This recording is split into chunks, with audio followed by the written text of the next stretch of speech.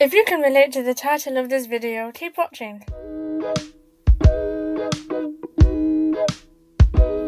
This video is for the brown girls living in a strict household, maybe a religious household, and you can't wait to get out. Listen, I did it. I've been there. I am there. I'm the local MP of the place, alright? I'm basically the governor. So, here's 5 things we wish parents knew from a kid's point of view. Things we wouldn't say to you, so that's why we're sending you this video. Number 1, we're not going to stay babies forever, so give them some kind of freedom. They're growing up, especially if they're about 15 to 18. They're going to want to go out with their friends, maybe go to their houses. Of course, set boundaries and make sure you know where they're going, who they're with, and when they're going to be back. But once you have that basic boundary, then you can start to build trust, and that can develop if you give it a chance.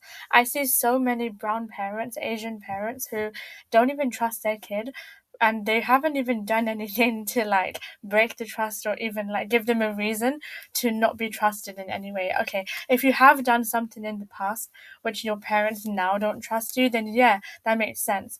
But everyone deserves a second chance, especially kids, especially if you're say under 18 and you're just learning life. Even if you're in your 20s, you're very young, and I'm saying that as a 20-year-old. I know I'm young, and especially because my whole family, they're telling me that same thing, that I'm young and I need to experience life. You're you're gonna make mistakes and things like that, but that doesn't mean that my parents should not trust me to do things by myself. I just think that if you're a parent watching this, then you should at least try to give your kids a bit of that chance, and then you can test to see if they are going to break your trust, God forbid, or they are going to listen to you and things like that. Number 2, don't scream and shout at your kids after you do eventually let them go out, or if they came back not exactly on time, maybe 5-10 minutes, depending on where they went and who they went with, how they came back, things like that. I think that you should really hear them out, because I feel like a lot of kids, especially when you're in high school, secondary school, you feel like you feel like your parents don't listen to you, and you might genuinely have something important to say, or actually have a valid reason why you came back late and things like that. But I also think at the same time, you will never be able to trust them if you're always constantly oh my god, they didn't come back on time here, they didn't do this, they didn't, they're not going to be perfect, but as long as they do what you say and try their best, I think that's the most important thing. One thing regarding this is kids who don't feel comfortable with their parents, then they start to not trust them and they start to not tell them things, even if it's really small, oh, they stayed out longer with their friends after school or something like that. They didn't do anything, they just stayed with them for a bit longer and things like that. It starts with really something really small, and it can build up, and they won't even realize that it's happening. It's just something that becomes normal. And if you don't give them a little bit of freedom, or you don't if you keep suffocating them, basically, even if that's not what you're trying to do, but you might be, they're not going to be able to trust you with things in their life, because they think everything they do, they're going to get in trouble, or it's just going to work out badly, and they're never going to be able to do that again, and they're just going to be scared of you, and you don't want that for your kids. I mean, I hope you don't want that. I don't know what kind of parents I'm talking to here, but I'm just saying, as a general rule, this is what I would do. I should let you know that I'm not a parent myself. I mean, I'm old enough to be a parent, but I am speaking from a kid's perspective, which is why the point of this video is to tell parents things that I wish I could tell my parents, or maybe other kids will also want to tell their parents this, but they don't feel comfortable saying it. So they might just send this video, or maybe this video will help you say what you want to say to your parents, give you ideas in a good way, and just help you explain. Okay, so number 3. I understand discipline is necessary when kids are toddlers running around a wedding venue, a library, or something, but never hit their face. Never hit them to the point where they're bruised or scarred, or both physically and emotionally. You don't know how some kids will react compared to others, and you don't know who they're going to tell and what that's going to mean for you as a parent. I'm not saying don't hit them because you should be scared of the consequences of the social services on things, something like that, or the teachers in school. I'm saying you shouldn't hurt your child in such a way that they're gonna be scared of you forever, because like I said in the other point, they will never trust you again, and they will never feel comfortable with you to open up about like whatever it is that they're feeling, or just something simple like what did they do that day. They'll second guess and be like, maybe I shouldn't say that because I don't know if mum or dad is going to be okay with me doing that or going there and things like that. Number 4, don't hold grudges. Now, don't hold grudges against anybody, but especially not your kids.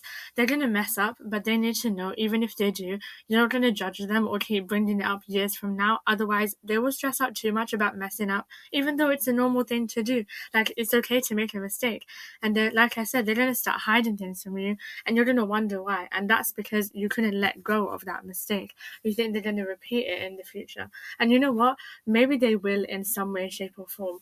But that's the thing, that's how they're going to learn. You don't like just know everything from birth, you know, the same way that you as a parent, you didn't know everything from birth. You had to mess up a few times, you had to learn, you had to make mistakes. It's the same thing for them. And so please don't hold that against them, and please don't like bring it up to them in the future. And even if it's like a really big thing, like a really bad mistake they did and it affected like so many people, maybe it even messed up their whole life. But the thing is, if you believe and you act as if like their life is unfixable and they can't like change anything about it to better themselves for the future, then that's what they're going to believe, especially if they're young.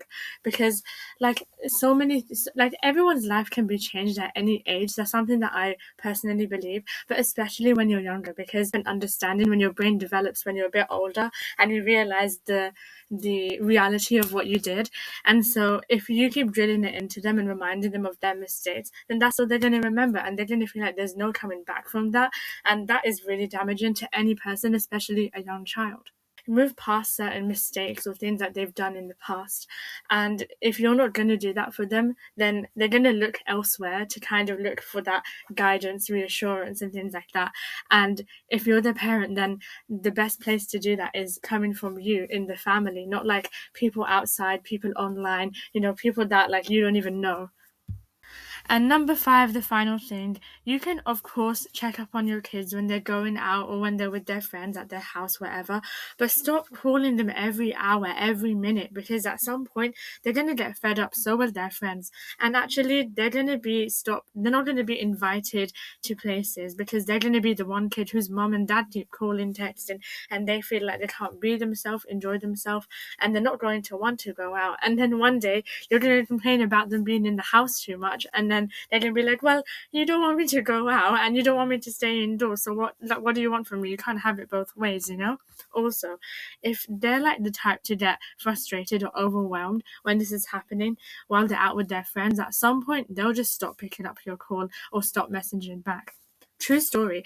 At 20 years old, I was working a shift, which was going to be like a long night shift almost. And this is something I've done like all the time. Like it was a regular thing, and both my parents knew it.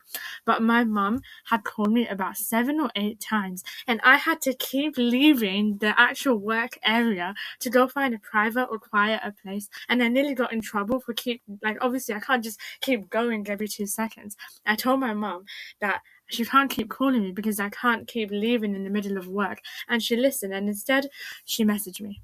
So asking me where I am and what I'm doing like 50 times a day, that wasn't going to stop, but she just found a different way to do it. But thank you for making it to the end of this video. It's getting really long for me to edit, so hopefully I can cut it down.